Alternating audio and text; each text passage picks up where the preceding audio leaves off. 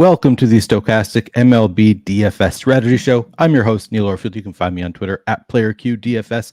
I'm here with Adam Scherer. You can find him on Twitter at ShipMyMoneyDFS. And this show is sponsored by Underdog Fantasy, which is your one-stop shop for all your best ball fantasy and pick'em prop needs. We'll talk about Underdog a little bit more later on. While you're coming in, please do like the video, subscribe to the channel if you haven't already, and hit that notification button so you can get alerts when our shows go live. If you haven't already checked it out, check out our podcast channel. Give us a 5-star review there over as well. If you can, we'd really appreciate it. And if you have not yet signed up for the Stochastic Hall of Fame, you can do so by going to stochastic.com/avatar. Place in the top 3 of a contest with at least 5,000 contestants. Tweet your win to @StochasticHOF if you have Twitter. If you don't have Twitter, you can just send us an email with the screenshot of your win with the Stochastic avatar. You'll win a free month of Stochastic Plus Platinum, and you will be shouted out by Lofty on the Hall of Fame segment. Adam, how's your morning going? Not great. I was really excited for today, 12 o'clock MMA slate, bunch of baseball, but then found something wrong in my MMA sims that I couldn't fix before the show, so now I'm not playing MMA. Yeah, it was not my fault this time. Isn't that incredible? One of the rare times that we're late and it's not my fault. Thank you for being the scapegoat today, Adam. Yeah, I had everything set up at like 10:45. I was like, all right, cool. I'll have MMA lineups in before the show even starts. And I ran my stuff and checked something that had been a problem last week that I thought I had fixed, and apparently it's not fixed. Yeah, that is hard thing to learn in the morning. Not I do not envy you. I didn't plan on playing this late. Luckily, I had thought about maybe I'd join this morning, and then I just never did. So no skin off my back. I don't even know. Is it still open? I mean, it's gonna lock is like right at the end of the show, so we're not going to be able to join it. That is shitty. I am also I'm in rough shape this morning. I was already like I'm always rough in the morning, and especially on Saturdays. But this morning in particular, like I woke up, I was super tired, and then I went and made myself some coffee. And usually that is enough to wake me up. But the only coffee that we had available today, because I recently switched from a Keurig back to a regular coffee maker, the only coffee that we had left over after I used the rest of our new stuff was coffee that was bought for me, was given to us as a wedding gift 4 years ago. And I'm not sure if like there's any reason for like the age of the coffee maybe not working as well, but didn't taste quite as good as coffee usually does. And I'm not sure that I really got the usual caffeine, my usual caffeine intake. So I'm kind of in rough shape this morning also. But we are going to get through the show. I'm also now trying to manually unregister because my rep hasn't texted me back. How many lineups do you try to manually unregister? 70. It doesn't have to be 45 minutes before the slate starts too, like at least 45 minutes. I don't think so. Nothing's full. Well, you can't register on DraftKings if it's full anyway. Huh. I thought there was a rule like it has to be outside of 45 minutes before the start. So get as many out of there as you can, Adam. I assume he's gonna just do it for me, but I don't want to like forget and it's like 11:55 and he still hasn't texted me back. Do you think VIP reps work on the weekends? Like he's not even awake yet, maybe? Yeah, I mean, he might not be awake yet. I have for sure texted my rep at like 1 a.m. from a club before asking him to do something. So, okay. He did it. Oh, wow. All right. Well, I'd like to buy you some time here. Do you want me to like do my underdog read right now? I mean, I'd be happy to. No, you're good. Always happy to talk some underdog. All right. Well, okay. So I think Adam and I are going to do 2 slates today. There is the early slate. So we're not doing the turbo slate that starts like an hour after the show ends. We're going to skip that one. We're going to do the early 5-game slate on DraftKings, and then the 6-game main slate are going to be the 2 that we cover. We're going to start here with the early slate. Let me pull up the games in the early slate. All right, so the first game of the early slate is the Dodgers at the Rangers. Bobby Miller on the mound for the Dodgers. Dane Dunning for the Rangers. Adam, any interest in either of these pitchers? Not particularly. Really tough matchup for both guys. Texas, obviously, a loaded offense as well as the Dodgers. Miller, 7,300. He's somewhat talented. I mean, he is talented. He's not had great success so far in the majors and has a tough spot. He is getting 19% ownership just because it is a shorter slate. So, you're not going to be confident in him. 23% strikeout percentage, 4.05 xFIP.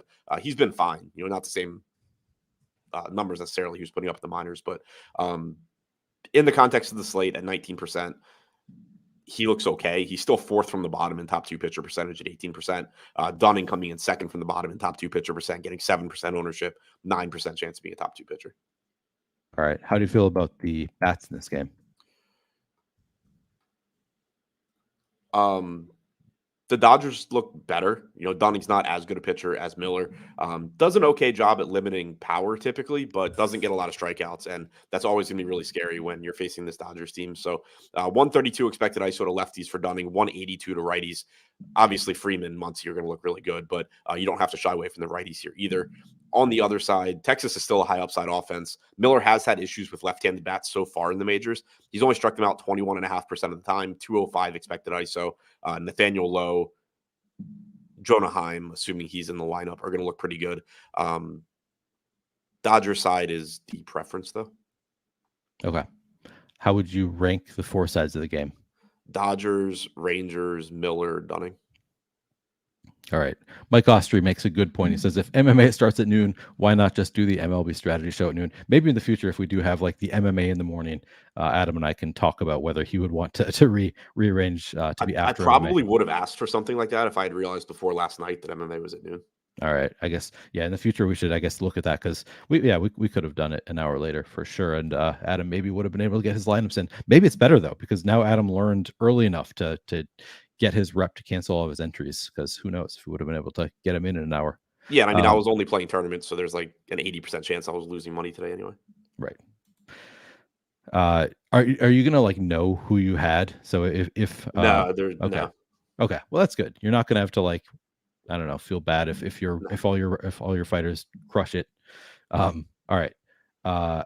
Next up on the early slate, we have Arizona at Cincinnati. Tyler Gilbert on the mound for the Diamondbacks. Brandon Williamson for the Reds. Any interest in either of these pitchers, Adam? I'm seeing Brandon Fod for the Diamondbacks. Is it a doubleheader, maybe? I have no idea. I have no idea either. All right, let's see. I mean, if you think DraftKings has Gilbert. Okay. Huh. I mean, I'm going off of Fantasy Cruncher, which I think might be based on what DraftKings has. But all right. Okay, so assuming it's Gilbert, we'll just go with what DraftKings has right now. What's FanGraphs have? FanGraphs doesn't have a pitcher period, so that doesn't help. Assuming it's Gilbert, he hasn't. He pitched yesterday. He threw 13 pitches, so he'd just be an opener. Maybe that's what the issue is here. Oh, so maybe Fat is a long reliever, you think? Possibly. I'm trying to get to it on MLB. Either way, the pitching isn't good. The park is great for hitting. The Reds are good. I'm not interested in the pitching. If it is Brandon Fod, he's $5,400. So like you could use him in the same way that like you're using Dane Dunning, but you shouldn't feel good about it at all. Same goes for Williamson. He's not good. I don't want to roster him. It's a 5-game slate. He's really cheap. He's getting 4% ownership. Okay. Don't play Tyler Gilbert. He's not going to do any. Right. He's not going deep enough into the game. And don't play Fat either. I mean, if it's confirmed it's him, then it would be the same as like Brandon Williamson, but I have no idea if he's even pitching. So as of right now, I wouldn't play him. Okay. Stephen Lewis says StatCast has TBA.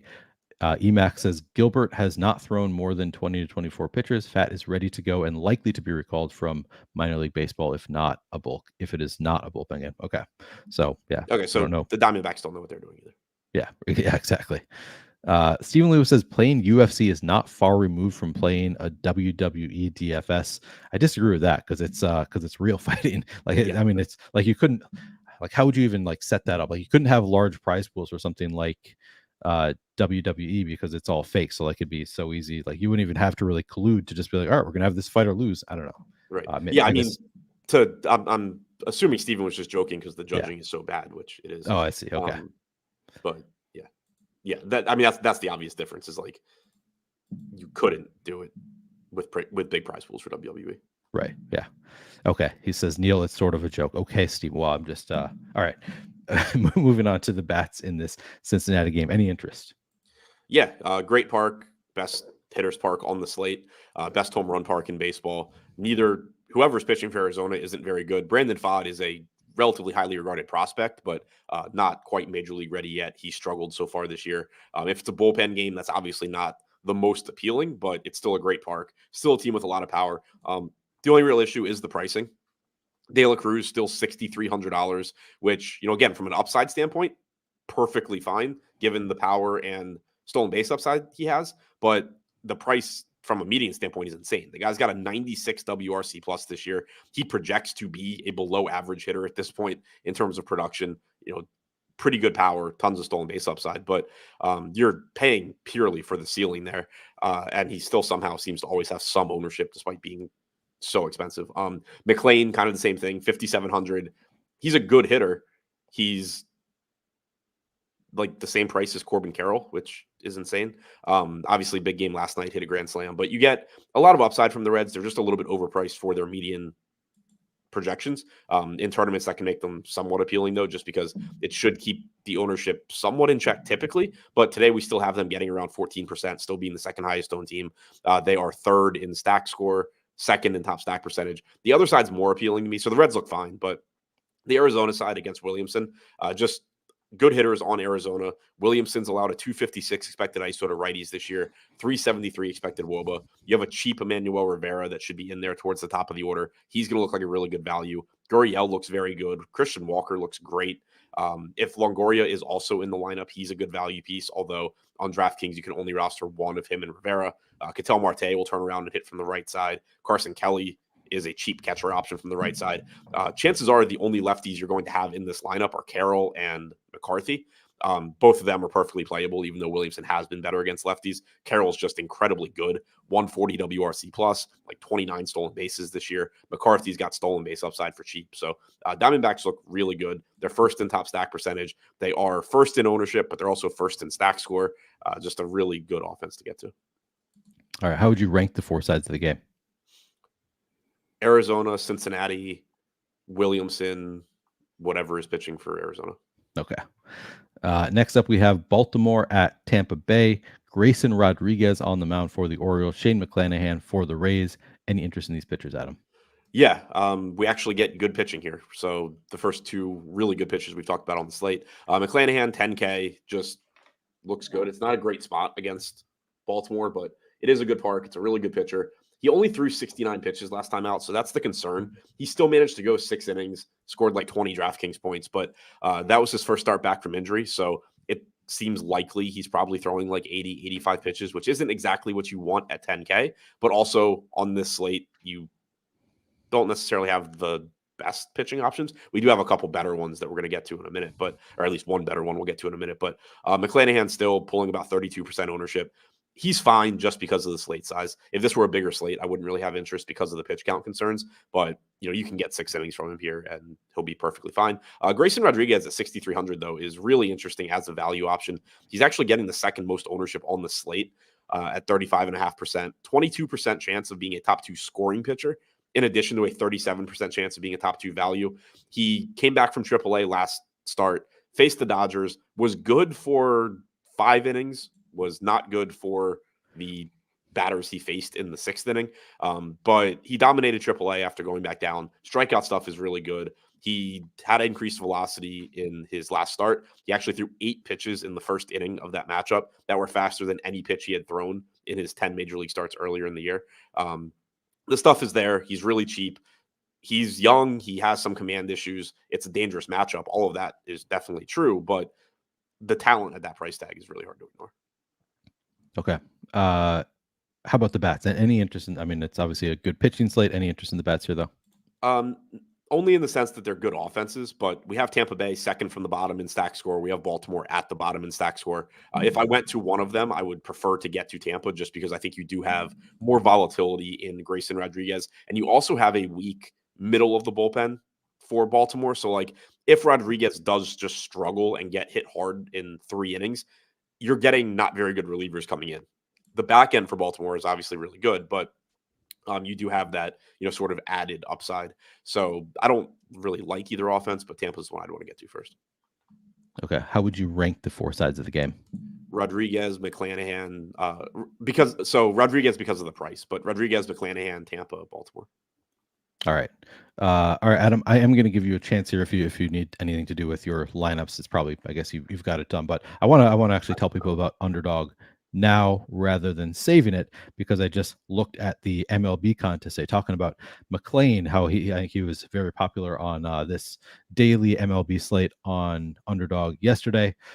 Reminded me of to check this out, and this locks in under an hour, and it looks like we're going to have some overlay. It's only 53.5% full, the daytime. I really enjoy these daily contests. I'm obsessed with best ball and kind of all of the other contest offerings at Underdog as well. But I have been getting more and more into these daytime contests because I really think that it's sort of like early days DFS, where people don't really know what they're doing in these contests.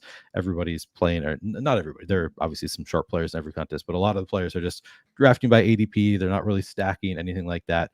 I think that it's worth checking out these daily contests. This one's only 1,000 to first. Some of them are more than that, but even this one with how low the fill is right now, if you haven't yet signed up for Underdog, I would recommend doing so. Check out these daily contests. You got a little bit of time before that one fills up, so check it out if you haven't already. I already put the link into chat. I pinned it to chat, so if you're interested in checking out Underdog, if you use the link that is in chat, you can get your first deposit matched up to $100. So you put $100 in it, they're going to match. It's then going to be $200, or you and on top of getting your first deposit match, you also get access to the Stochastic Best Ball package, which is a $40 value. That's going to include our best ball rankings done by Matt Kajeski. So check it out if you haven't already. Again, and if you haven't, even if you are already signed up for Underdog, you've got a little opportunity here to join this daytime diamond, which is looking at some overlay. All right. Just wanted to get that out there while people still have time to register for that contest, Adam. All right. Next up, we have Toronto at Seattle. Kevin Gossman on the mound for the Blue Jays. Logan Gilbert for the Mariners. Adam, any interest in either of these pitchers? Yeah, clear top pitching option on the slate in Gossman. He's only $10,400. He's arguably the best pitcher in baseball. That came up on a show the other day when I said Valdez was up there. Gossman probably would be my answer for the best. You could certainly make the case for Strider also, but 32.5% strikeout percentage, 2.92 xFIP in the best pitcher's park in baseball against a team that strikes out a lot. 3.5 implied run total. Gossman just looks really good here. I think I'm actually a little bit surprised that there's not a bigger ownership gap between Gossman and McClanahan, just given that I assume McClanahan's not going to be able to go as deep necessarily as Gossman. Like, if they're both pitching really well, McClanahan's probably getting pulled an inning or two before Gossman. So I'm a little surprised that the ownership gap isn't bigger since they're basically the same price. But Gossman looks really, really good. On the other side, Gilbert's fine as well. $9,300. Tough matchup with Toronto. Not only are they a good offense, but they don't strike out a lot. But it's still a good park. It's still a good pitcher. Gilbert for the season has a 24.5% strikeout percentage, only walking 4.5% of guys, 3.7 xFIP, 22% ownership right now. He's somebody where if this were a bigger slate, you'd probably be getting him in, like the 10% range because it's not a very good matchup. But on this slate, you don't have a ton of guys without red flags. Like, the only pitcher on this slate, I think, that has at least good strikeout matchup in a good park and is a good pitcher is Gossman. Okay. So Gossman, the top pitching option of the day. Any interest in either team's bats in this game? Not really. 2 implied run total, sub 4. The Blue Jays have a lot of power, so there's that. But Gilbert is a good pitcher. It is a tough park for home runs. 174 expected ISO to righties for Gilbert this year, so that's higher than to lefties, and you are facing a lot of right-handed power. But Toronto right now in the top stacks tool, middle of the pack in stack score, but only about a 7% chance of being the top stack, 7% ownership. Mariners coming in with a 4% chance of being the top stack at 5% ownership. They are still really cheap. I've been talking about that for like a week now. I don't know what happened to their DraftKings pricing, but for the amount of power they have, they are inexpensive. You are getting leverage against Gossman on a shorter slate, but I still don't anticipate getting much of them. Okay. How would you rank the four sides of the game? Gossman, Gilbert, Toronto, Seattle. Okay.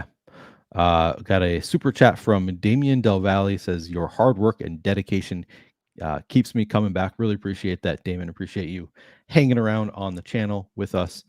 All right, Adam, we have one more game on this early slate, which is New York at Boston. Max Scherzer on the mound for the Mets. James Paxton for the Red Sox. Any interest in either of these pitchers, Adam? Yeah, two more solid pitchers in tough spots. Fenway Park, really good for scoring runs as well. So as a result, you have a 4.6 implied run total for Boston, 4.4 for the Mets. But they are two solid pitchers on a 5-game slate. So you're getting about 17% ownership coming into Paxton at 8,600. You're getting about 18% coming into Scherzer at 9K. No issues with either of those. 28.8% K percentage for Paxton this year, 3.59 xFIP. Scherzer just behind him with a 27.5% strikeout percentage, 4.1 xFIP. We have Paxton slightly ahead of Scherzer in top 2 pitcher percentage, and he's a little bit lower owned. So between the two of them, I probably would get to Paxton first, but very similar pitchers in that, they both have difficult matchups. They are both good. One thing to keep in mind with Paxton too is that he has been reverse splits this year, particularly from a strikeout standpoint, production as well, but it really stands out with strikeouts. He's only struck out 17% of lefties, 32% of righties. That has been the case for him in the past as well. We don't have much data on him since like 2019 when he didn't have that issue. But if you go back to like 2017, 24% strikeout percentage to lefties, 29 to righties.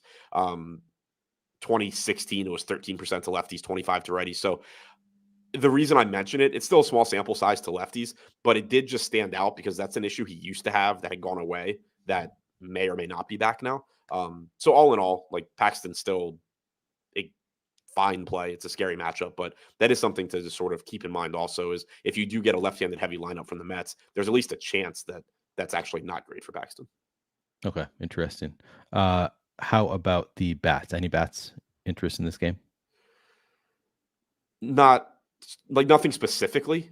It's a game in Fenway Park on a 5-gamer, so and two good offenses, so you're gonna get to them. We actually have the Mets second in stack score because they're so cheap, but it's still a tough matchup against Paxton. Boston fourth in stack score against Scherzer. Paxton hasn't allowed much power to either side of the plate this year. Scherzer 136 expected ISO to lefties, 233 to righties, which is very surprising. That's the opposite of what he normally has issues with. But for either side, I don't think you're pointing to like an individual hitter and saying, hey, I really like the spot against Scherzer or Paxton. I think it's more so like, hey, these offenses are good and they're in Fenway Park. Right. Okay. How would you rank the 4 sides of the game? Paxton, Scherzer, Red Sox, Mets. All right. I kind of think they're like all the same play. Yeah, that's true. All good talent against good talent. Kind of hard to, yeah. All right. So we made it to the end of the slate. Adam, do you have 3 favorite stacks from this slate? Arizona, Cincy,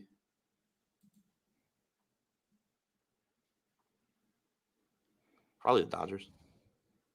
Okay.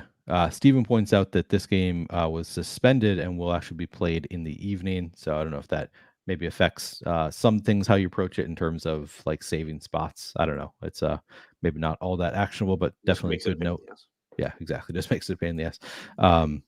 And then 2K Plug 23 asks, do you guys think Gausman is on a pitch count? Do you have any reason to think Gausman will be on a pitch count? Not really.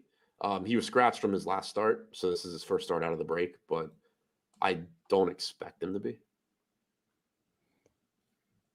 Oh, Steven says not this game, last night. I mean, this game last night's game was suspended, so this start time got pushed back. Right. So but it is the game that we're talking about doesn't start until this game starts at 7. Yeah. You just misspoke and said this game got suspended. Oh, okay, gotcha. All right. Did you already give your 3 favorite pitchers? No. Gausman, Rodriguez on DraftKings at least, and McClanahan. And then home run pick. Christian Walker. Let's see. I'm going to go with Corbin Carroll. All right. I think that will do it for the early slate. We can move on. We still have a 6-game main slate to talk about.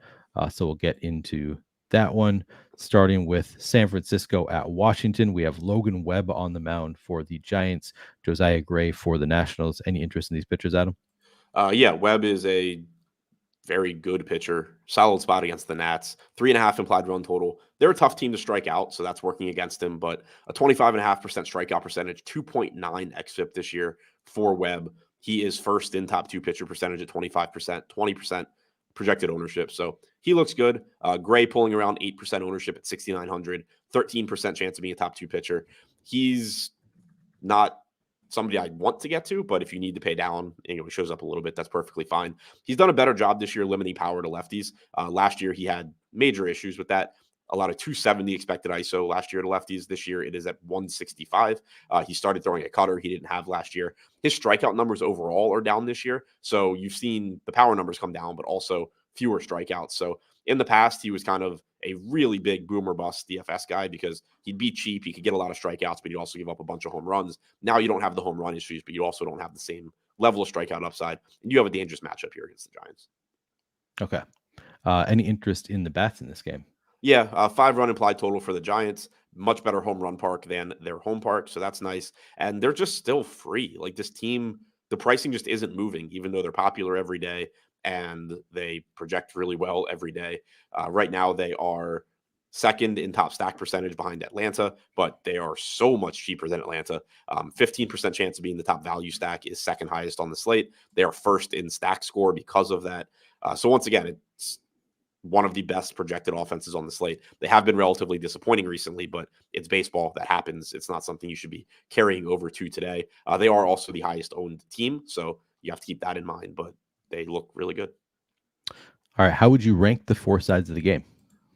Webb, Giants, Gray, Nats. All right. A lot of people in chat just really want to talk about UFC. I don't even know who's fighting today, other than I think Patty Pimblett and his best Patty's friend. not, but Patty's not. Molly McCannis. Okay. Yeah. So I can't talk UFC. I know with that you guys. Josh Kulabau was fighting because he keeps messing up my Sims, and that's why I had to unregister. Oh, really? Is it just like a naming issue? Or it's a naming issue. It was him and one other guy. It's a naming issue that I thought I had fixed, and apparently I don't. So, well, I guess you guys can just keep talking UFC in chat. We can't contribute, or I can't contribute, and Adam probably doesn't want to. He's probably feeling just pissed off at his Sims right now. So we won't talk about UFC. Second game on this main slate, Adam, we have Philadelphia at Cleveland. Zach Wheeler on the mound for the Phillies. Tanner Bybee for the Guardians. Any interest in either of these pitchers? Yeah, 2 more solid arms. We go a whole week with like no good pitching, and then everybody's just pitching on these small slates on a Saturday. But yeah. Wheeler getting 15% ownership. Tough strikeout matchup against Cleveland. Knocks him down a bit, but he's still good. 20% chance of being a top 2 scoring pitcher. He has a 27% strikeout percentage this year. Less than a home run per 9 innings. 3.5 xFIP. Just another good pitcher that you should be getting to on a lot of slates. I mean, if you put Wheeler against Cleveland on a lot of the slates we have this week, he'd be 40% owned. But here you just have every good pitcher going at the same time. So 15% ownership, 20% chance of being a top 2 pitcher. On the other side, Bybee has been solid enough so far as a rookie. 24% strikeout percentage, 4.35 xFIP. Not the easiest matchup against Philly, but he does get them outside of Philadelphia. So a park downgrade for them. 17% ownership, 18% chance of being a top 2 pitcher. Not the same level of talent as these top end guys, but he is reasonably priced and just another decent option. All right. How about the bats in this game? Not much. Cleveland showing up dead last in stack score. They don't have much power at all. They're facing a good pitcher. They're not in a great hitter's park. Philadelphia 4th from the bottom, 8% chance of being the top stack, 8% ownership, 5 stack score is, like I said, 4th from the bottom.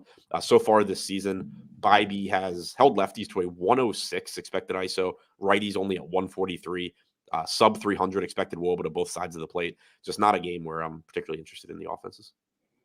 All right. How would you rank the 4 sides of the game? Wheeler, Bybee, Phillies, Guardians. All right. 2 games down. Next up, we have the Chicago at Minnesota. We have Dylan Cease on the mound for the White Sox. Sonny Gray, Adams guy for the Twins. Any interest in either of these pitchers, Adam? Yeah, 2 more good ones. Sonny Gray, 9,600, good matchup against the White Sox. 3.8 implied run total. Chicago's active roster this year has a 90 WRC plus, 23% strikeout percentage. Gray is, a good pitcher. Striking out 23.8% hitters this year, 3.81 xFIP, pretty similar numbers to a lot of the other guys on the slate, a little bit lower strikeout percentage. So he's getting 22% ownership, 23% chance to be a top 2 pitcher. On the other side, I don't know why Cease's price tag continues to just hang out in this mid 8K range. He has a 27.5% K percentage this year. There's a decent chance by the end of the year that's even higher. Normally he's north of 30%, 3.98 xFIP. Good strikeout matchup against Minnesota. They are a dangerous offense. We've seen it time and time again recently where pitchers against them are popular because they're really good strikeout pitchers, and Minnesota has a 28% K percentage on their active roster, and then they get lit up. But Minnesota does have the 7th best WRC plus against right-handed pitching this year. They have a 190 ISO. It's not a safe spot, but good strikeout pitcher, good strikeout matchup, and a Minnesota team that apparently is also dealing with pink eye. Joey Gallo was scratched as yesterday's game started. Yeah. Willie Castro was scratched before that. So I assume neither of them are playing. I have no idea. We don't have a lineup yet, but you could get a little bit of a watered down Minnesota lineup as well. The big thing with Cease, though, is just that salary that really stands out. 28% ownership is 3rd highest on the slate, and I don't disagree with it. I did not realize that it was pink eye is the reason they're all being scratched. Interesting. Yeah, so I'm waiting for this lineup to come out and it to just be like their AAA team got called up or something. Right. Do you think you're going to be playing any of the? I mean, does it depend on whether they do have their major league bats in there? Yeah, I mean, assuming that you get like the lineup we got last night, for example, there is still merit to going to Minnesota because they are free for the most part and have a lot of power. The only guys that are remotely expensive on this team are Correa and Buxton. Clearly, you're willing to pay for both of them. But then everybody else, I mean, Julian's 3,300. Everybody else is 3K or less. Gallo, if he's in, is 3K. Wallner is still 2K. Kepler, 2,600. Kirilloff, 2,500. This team is free. And like I said, 7th best offense against right-handed pitching in baseball. They just shouldn't be this cheap for the amount of power that they have. It's not a good matchup, but that goes without saying against Cease. 139 expected ISO to lefties this year. So that is one difference between him and Lance Lynn last night, is that Lance Lynn last night, good strikeout pitcher, but also just gets bludgeoned by left-handed bats constantly. Not the case for Cease, but still just a cheap team with a lot of upside. So 5th in stack score because of how inexpensive they are. Chicago 5th from the bottom, 5.5% chance of being the top stack, 5% ownership. Good pitcher in Sonny Gray, not a good matchup, not as good an offense is, the real reason that they end up coming in behind Minnesota. Okay. How would you rank the 4 sides of the game? Cease, Gray, Minnesota White Sox. Okay. Makes sense. All right. We are halfway through the main slate now. Good time to pull up the lineup generator, take a look at what is showing up today. And I'm going to be doing a VOD on the lineup generator later as well. But let's take a look quickly at what is showing up on the lineup generator right now. And this is actually, so this is for the evening slate that we're talking about. I do all stack types, all lineup types. I'm not going to lock anybody in, just kind of see what kinds of lineups that we're getting. First lineup is a 5-0 Angel stack, looking like it's fairly low owned. A lot of pretty low owned bats here. Trey Cabbage at first base, interesting. We have Dylan Cease and Logan Webb as the pitchers. 5-0 Angel stack for this first one. Let's take a look at next one. Another 5. So the Angels must look, I guess we'll get to the Angels later on, but they're showing up in the lineup generator a little bit. We got Sonny Gray and Reed Detmers. Little added correlation there. Reed Detmers with his bats. Of course, if the Angels go off, Reed Detmers a little bit more likely to get the win. Getting a lot of Angels here. I'm just going to save 20, see what we end up with. So after doing 20 lineups, I got Shohei Ohtani in 17 of those 20. My highest exposed player, Reed Detmers, number 2. Looks like, as expected, the Angels looking great across the board today. A lot of Giants as well on this 6-game slate. So anyway, if you have not yet checked out Lineup Generator, if you want to make your own lineups here, you can use the link in the description of this video to get it for 50% off your first week. It's going to be just $4.48 for that first week. And every lineup you get in the Lineup Generator is going to be a long-term profitable lineup. These are run through these stochastic sims. Every lineup you find here is going to be has been found to be long-term profitable in those sims. So check it out if you haven't already. Again, the link is in the description of this video. Adam, let's move on to Atlanta at Milwaukee. We have Alan Winans on the mound for the Braves, Adrian Hauser for the Brewers. Any interest in these pitchers? Certainly not in Hauser, and I honestly do not know anything about this Braves guy, but we have him with an 8% chance of being top 2 pitcher, 6% chance, or 6% ownership rather. It is a good strikeout matchup for him. I'm pulling up his minor league numbers now. One thing that does stand out about this slate is that you don't have a lot of cheap pitching, so that would be why this guy's getting some ownership. AAA this year, 102 innings pitched, 13 games started, 18 games, 406 xFIP, struck out 22% of hitters. Projects for around a 19% strikeout percentage in the majors, 4.2 to 4.4 FIP, it looks like. So he just kind of looks like a guy, but he is 6K flat facing the Brewers. So you're not trying to get to him, but if you need a cheap pitcher, your options are basically like if you need 6K or below, your options are Winans, Blackburn against Houston, Vito against the Angels in Anaheim, or Hauser against the Braves. So obviously he's showing up a little bit as that value guy, but not terrible, not good, not he's not one of these guys that comes up and you're like, oh wow, DraftKings completely screwed up the pricing. Okay, so he should be a cheap pitcher. He is a cheap pitcher. Hope for the best, I guess. Yep. With that in mind, any interest in the bats in this game? Yeah, definitely interest in the Braves as always. They are just still really expensive. Hauser is not bad at limiting power, objectively good at limiting power. Sub 100 expected ISO to righties this year, 164 to lefties, so they have gotten to him a bit more. But it is a good hitter's park, and this Braves team is just insanely good. The problem is just that the top 5 hitters in this lineup on DraftKings are at least $5,800. 4 of them are 6K or more. The bottom of the order is more reasonably priced, but it's not like you have 2K guys down there. 3,900 for Rosario. Everybody else 4K to 4.3. So it's a really, really difficult team to 5-man stack. They are first in top stack percentage, but middle of the pack in stack score because they're so expensive. Generally, I'm just going to end up getting, Acuna one-offs for their best hitters, 2-man stacks, stuff like that. It's just so hard to 5-man stack them, especially on this slate. I talked about it yesterday on the show. And yesterday you had cheap pitching you could go to pretty easily, whether that was Schmidt or Marsh or other guys. But I put in the 1 through 5 from Atlanta with $6,200 Schmidt and 5K Marsh, and it still left you with like $2,900 per position. Wow. You can't even really do that on this slate. Like, what are you going to do? Go to Vito and Winans? There's so much good pitching on this slate, so it's really, really hard to 5-man stack them. But mini stacks, they look really good. Okay, maybe 4, maybe try. I don't know. All right, how would you rank the 4 sides of this game? Braves, however you can get to them. Braves, Brewers second, Winans third, Hauser 4.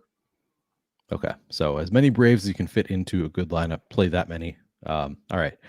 We have just 2 games left on this main slate. Houston at Oakland. Christian Javier on the mound for the Astros. Paul Blackburn for the A's. Any interest in these pitchers, Adam?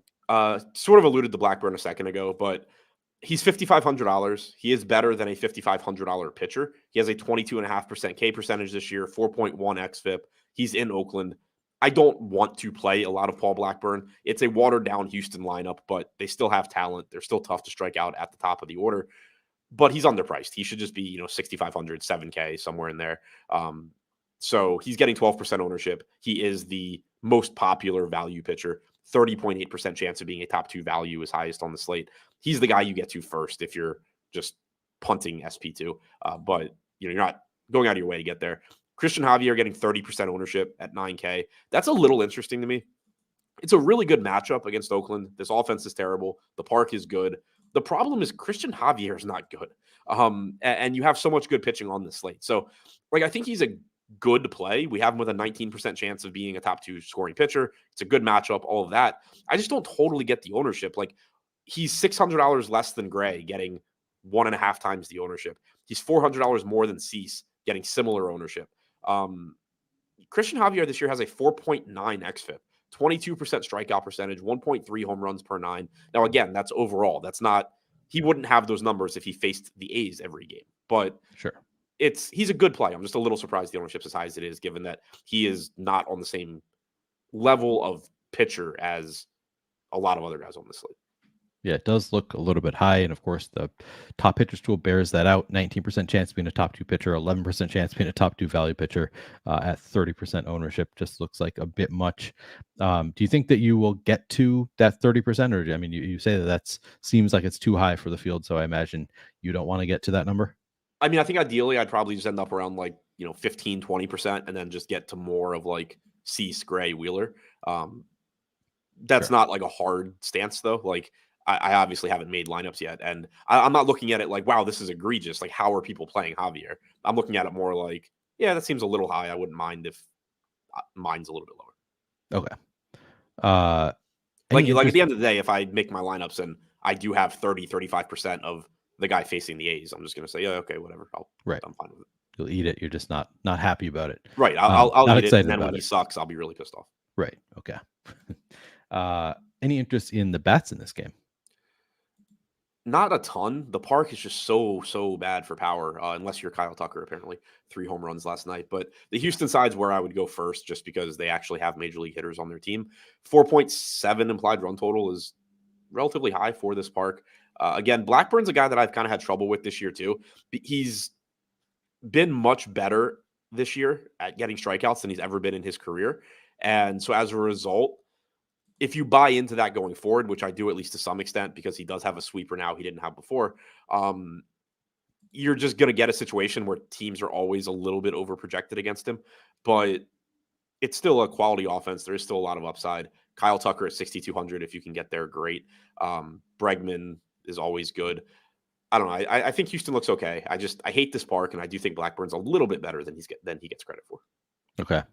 And I mean, you say you don't really have any interest in Oakland. They have a 15% chance of being the top value stack on the slate. So I guess if you're going to play them, maybe you could try to play like one-offs or I guess as a secondary stack, but Yeah, really hard to and imagine a great full stack of A's. right, and I mean Javier has given up power this year. The expected ISO to both sides of the plate is over 200. 244 expected ISO to righties with a 31% strikeout percentage. The one that really stands out, though, 203 expected ISO to lefties, so a little bit lower than to righties, but a 15% strikeout percentage, half of his K percentage against righties. JJ Bleday, Seth Brown, Tyler Soderstrom is not a 3-man stack that I hate. Okay. How would you rank the 4 sides of the game? Oh, and also Tyler Soderstrom now has catcher eligibility on DraftKings. Good job on their part. I don't know who that is. He's not a catcher, I take it? No, he is. Oh, okay. So you mean genuinely good job? Yeah. He had been he was their first round pick a couple years ago, and he just came up. He had been first base only because they had been playing him at first base. But then the other day he caught, and there wasn't a catcher on DraftKings in the A's lineup. Okay, I hate that. Yeah. So they gave him that. Nice. How would you rank the 4 sides of the game? Javier, Houston, Blackburn, A's. But again, I do actually like those 3 specific left-handed bats. Okay. Soderstrom this year, 282 ISO at AAA. They play in the PCL, so who cares? 87 WRC plus. He wasn't good. He doesn't project to be good, at least right now. But yeah, he was their first round pick in 2020. Okay. All right. Final game of the slate. We have Pittsburgh at Los Angeles. Ryan Borucki on the mound for the Pirates. Reed Detmers for the Angels. Any interest in these pitchers, Adam? I did not realize Ryan Borucki was still playing Major League Baseball. No real interest here. It looks like we're expecting Vito to follow Borucki, and he's not very good. It's tough park, tough matchup, all of that. So don't really see a reason to get to him. He has done a good job limiting power this year, but not a ton in the way of strikeout upside. For Reed Detmers, though, he looks good. He's only 7,500, which it's kind of like Dylan Cease. Like, I just don't know why he keeps living at this price range. Reed Detmers has been good across the board this year. He has a 28.9% strikeout percentage, which is the highest on this slate, 3.91 xFIP. He has had some issues as far as working deep into games, but when he's pitching well, they will still leave him out there. The biggest negative here is just that this is a difficult park to pitch in. It's going to be in the 80s, so you do have a 4-run implied total for the Pirates, but he's just so cheap. He looks really good. Most ownership on the slate at 41%. He's 4th in top 2 pitcher percentage, but basically the same chances of being a top 2 scoring pitcher as Gray and Cease. They're all between 23 and 24%. And he's just, $1,000 less than Cease, 2,000 less than Gray, 24% chance of being a top 2 value pitcher, second highest on the slate. And it's not like he's dirt cheap. So just really, really easy to get the Detmers. All right. How about the bats in this game? It's a good hitting environment, which is nice. You have Ohtani back in the player pool as a hitter, so he's going to look like one of the better hitters on the slate. And then you just get value from the Angels, which is pretty appealing. Like I said, Beto hasn't been bad at limiting power so far, but I'll still take my chances on the Angels. 5.5 implied run total. Zach Neto most likely leading off at 3,100. Moniak is cheap. Ward is cheap. Moustakas, Dice, Cabbage. This whole team is basically free. So the Angels definitely look good. They are second in stack score behind the Giants. They're getting a little bit less ownership than the Giants, a little bit lower top stack percentage. So pretty comparable to San Francisco. On the other side, if you wanted to take some shots at Pittsburgh power, I think it's okay just because of the park. But Detmers has held righties to a 135 expected ISO this year with a 31.4% strikeout percentage. So I don't think you're looking at the righties and saying, oh, this is a good spot at all. But $2,700 Connor Joe, Brian Reynolds, McCutchen, $2,600 Henry Davis, who homered off Ohtani twice last night. There's upside there. All right.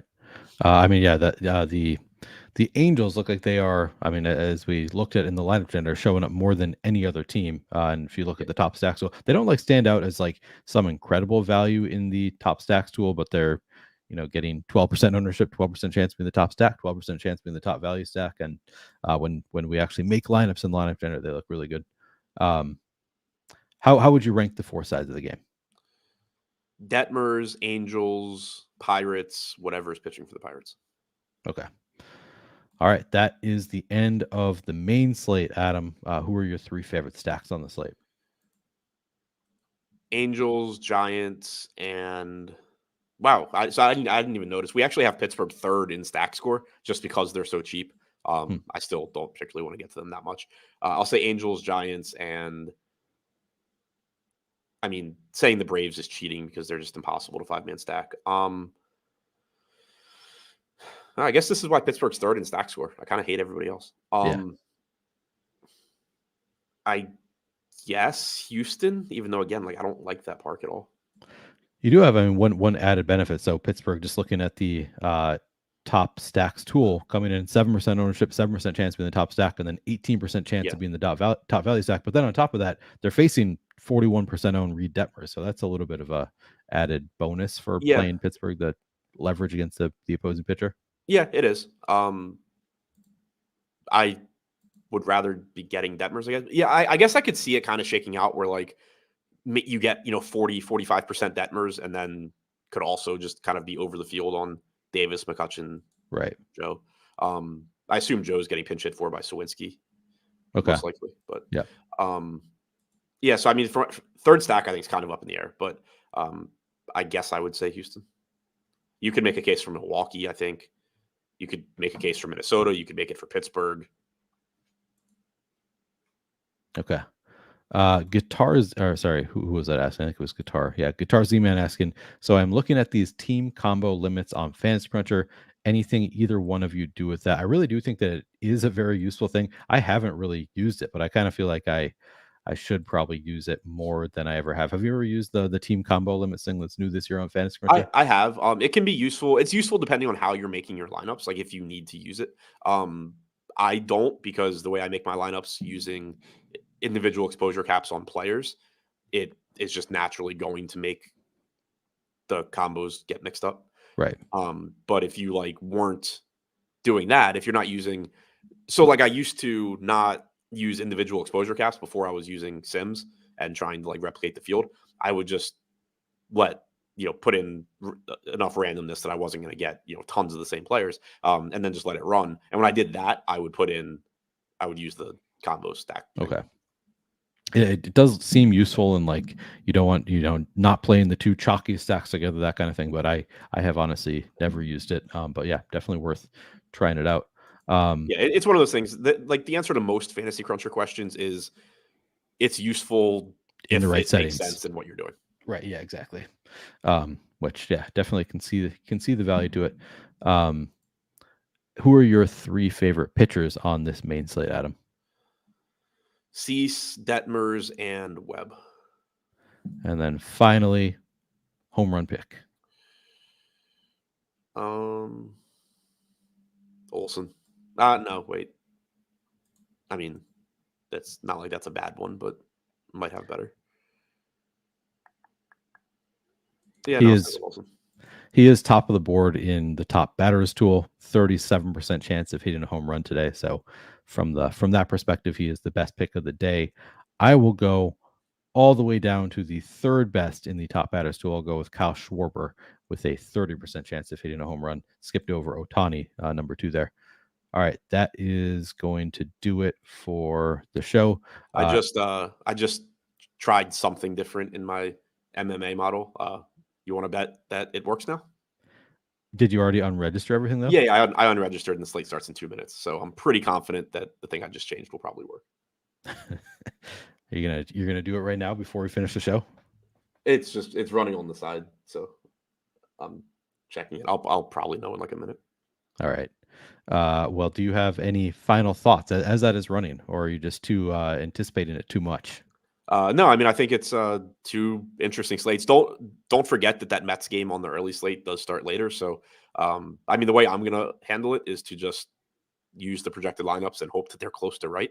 But it does come with the added risk of like you could potentially just be in an ugly spot as far as late swapping goes. Right. I guess I will add that if you guys, we talked about the underdog slate that was for the early slate that I encourage you to check out. There will probably be another slate on underdog for the evenings. That usually they do have multiple slates. So, if you didn't get in on underdog on time to register for the slate that's about to start, you still have time to register for tonight's slate as well. So check out underdog if you haven't already. The link is pinned in chat. It's in the description of the YouTube video as well. Adam, have your Sims finished running yet? It still did not work. It's still not working? Okay. Yeah, well, which makes me happy. Yeah, right. Makes you feel a little bit better about the fact like I would still prefer to just have a working MMA sim, but right. Yeah. All right. Well, thank you all for watching. Those of you who are playing MMA right now, good luck in MMA. Good luck on today's slates, everybody. If you have not yet hit the like button on this video, please do so. Helps us out a lot. All right. Good luck. Talk to you guys later.